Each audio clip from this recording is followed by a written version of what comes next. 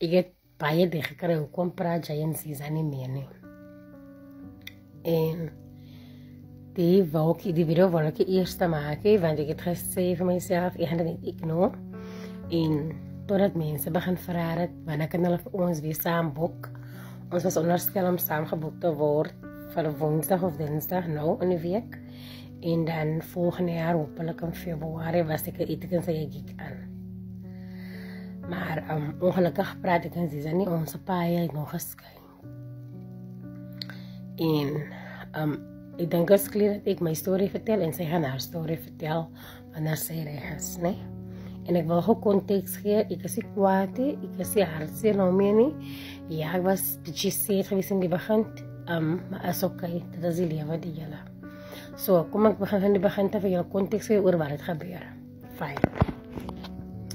Al ek en Ziza probleem het gebegin in Karidok, nee? In Karidok was ek en Ziza op boeking gewees, en lekker was, alles was goed afgeloop, ons was amper dood geëet en alles was nice. En ek en sy was op een uitstapje gewees, toe daar, boven by die brug, by die kamerbrug, toe sien sy een klip in die water, en sy sê vir my, sy gaan die klip vat. En ek sê vir haar, nee, sy en pak sal ek kyk, die goede, ons kan nie die klip al op en vat, so nie. Fijn. 2 maanden terug, bel, Jigger Russell, hy gaan die klip nice naartoe bring, en ek vraag vir hom, hoekom wil jy die klip van my bring? En ek sê vir hom, nee, ek is bezig. Ek is bezig. Oké, fijn, ek hoor het die my deur, toe, as die gat is, as die politie by my is. Oké. Kom maar, staan die politie, is 15 wene voor my deur, is net blauw lichte wat die voorstaan. Ziza, Toya, my sister, Janine, is belangrijk dat ek die moet noem.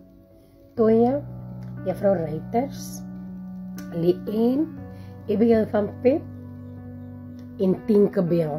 Ons sal allemaal staan toe aan die hassies en die dassies. Hy weet, politie sê ons kom arresteer jou vir die klip. Check toe hou. Oké, fijn, ek bly toe stil, want ek wil ons nog nie vir haar in die moeilijkheid brengen. En hulle vat ons, gesleep. Ons moet nie ween op en af. En hy stop by Pezola.